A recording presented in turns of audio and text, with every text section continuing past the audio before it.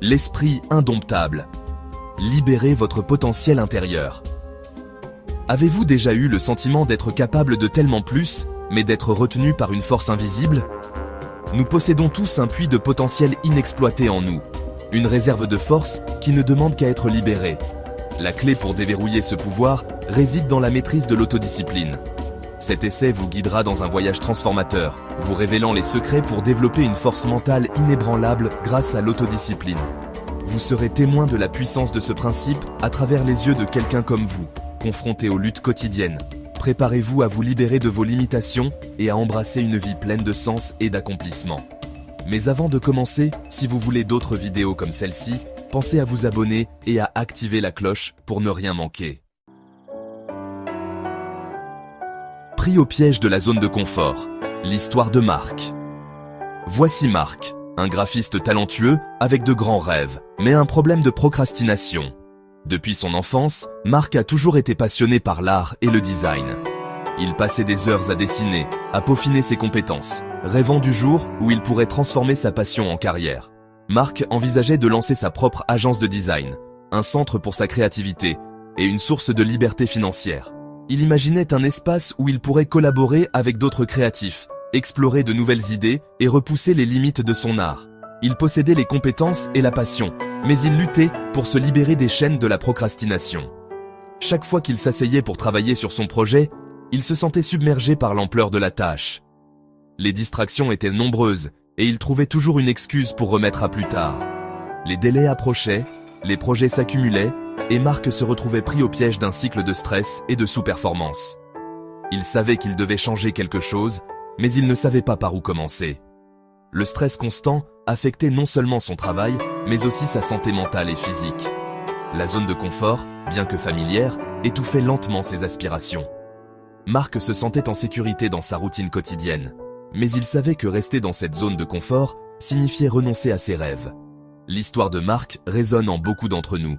Nous avons tous des rêves et des aspirations, mais nous sommes souvent freinés par nos propres peurs et hésitations. Nous nous demandons si nous sommes assez bons, si nous avons ce qu'il faut pour réussir.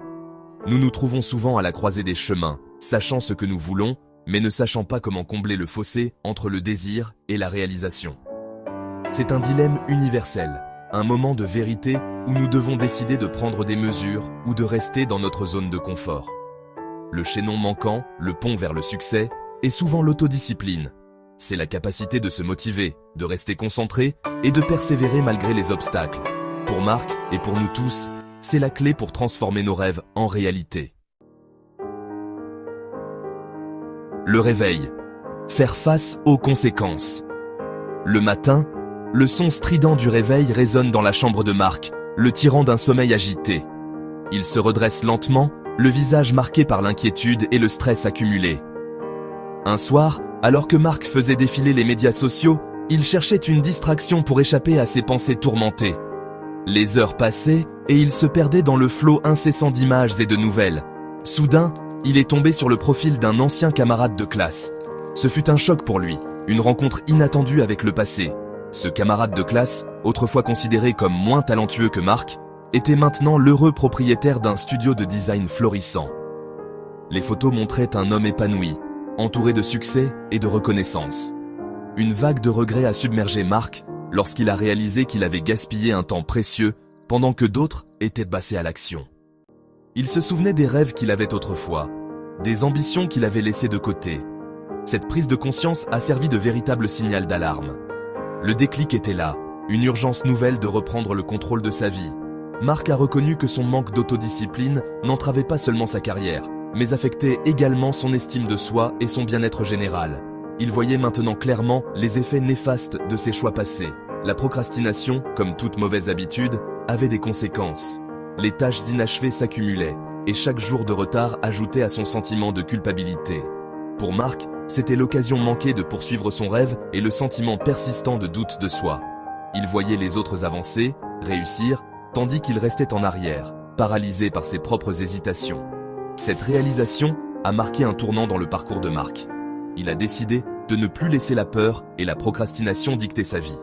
Il a commencé à planifier, à fixer des objectifs clairs et à travailler avec détermination. Il savait qu'il était temps de prendre le contrôle et de changer les choses. Chaque jour devenait une nouvelle opportunité de se rapprocher de ses rêves, de reconstruire sa confiance en lui et de créer la vie qu'il avait toujours désirée. Le tournant, adopter l'autodiscipline. Adopter l'autodiscipline est un moment charnière dans la vie de chacun.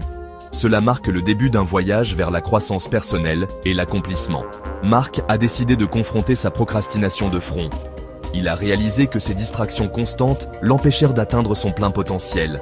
Il a compris que l'autodiscipline ne consistait pas à être dur envers soi-même, mais plutôt à construire un système de petites actions cohérentes qui mèneraient à des résultats significatifs au fil du temps. Il a commencé par se fixer des objectifs quotidiens réalistes, comprenant que de petits objectifs atteignables permettraient de créer un élan. En décomposant les grandes tâches en étapes plus petites et plus faciles à gérer. La décomposition des grandes tâches en étapes plus petites et plus gérables rendait le processus moins écrasant et plus abordable. Il a même utilisé une minuterie pour consacrer des périodes de concentration intense à son travail, s'assurant qu'il restait sur la bonne voie et tirait le meilleur parti de son temps, se récompensant par de courtes pauses entre les deux. Ces pauses lui permettaient de maintenir son énergie et sa motivation tout au long de la journée. Cette approche structurée, combinée à un nouveau sens des responsabilités, a commencé à transformer l'éthique de travail de Marc. Il s'est trouvé plus engagé et investi dans ses tâches. Il s'est retrouvé à avoir hâte de s'attaquer à ses tâches, ressentant un sentiment d'excitation et d'anticipation chaque jour, éprouvant un sentiment d'accomplissement en cochant les éléments de sa liste. L'acte de rayer les éléments de sa liste lui procurait un profond sentiment d'accomplissement et de satisfaction. La résistance initiale au changement a progressivement cédé la place à un sentiment d'autonomisation et de contrôle.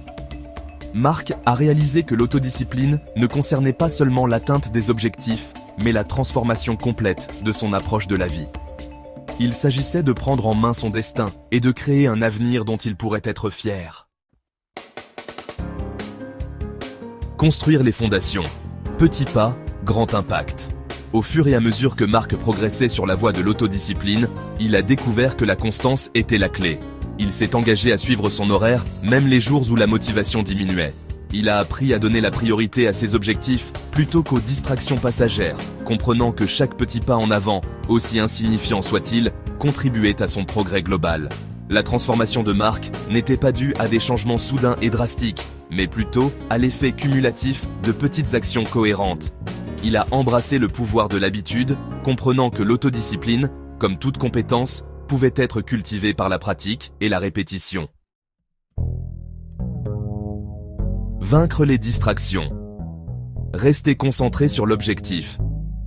Dans le monde hyper connecté d'aujourd'hui, les distractions sont omniprésentes. Marc a reconnu que pour maintenir sa concentration, il devait créer un environnement propice à la productivité. Il a minimisé les distractions numériques en désactivant les notifications et en utilisant des bloqueurs de sites web. Il a également créé un espace de travail dédié, exempt d'encombrement et de distractions visuelles. En minimisant consciemment les distractions, Marc a pu diriger son énergie mentale vers ses objectifs.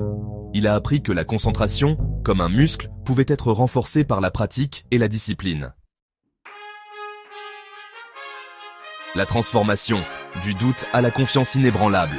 Au fil des semaines et des mois, Marc a subi une transformation remarquable. Il a été témoin des fruits de son autodiscipline sous la forme de projets terminés, d'une entreprise florissante et d'un nouveau sentiment de confiance en soi.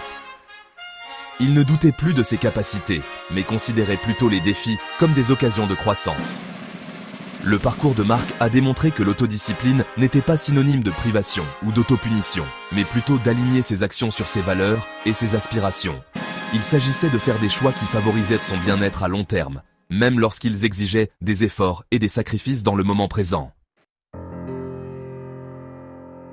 Le voyage à venir, votre chemin vers la maîtrise de soi. L'histoire de Marc témoigne du pouvoir transformateur de l'autodiscipline. Elle souligne le fait que nous ne sommes pas simplement le produit de nos circonstances, mais plutôt les architectes de notre propre destin. En adoptant l'autodiscipline, nous libérons le potentiel qui est en nous, transformant les rêves en réalité et vivant une vie pleine de sens et d'accomplissement. Inspirez-vous du parcours de Marc et embarquez sur votre propre chemin vers la maîtrise de soi. Commencez par vous fixer de petits objectifs réalisables, en développant des habitudes constantes et en donnant la priorité à votre temps et à votre énergie. N'oubliez pas que le voyage de 1000 km commence par un seul pas. Faites ce pas aujourd'hui et libérez l'esprit indomptable qui est en vous. Merci et à très bientôt.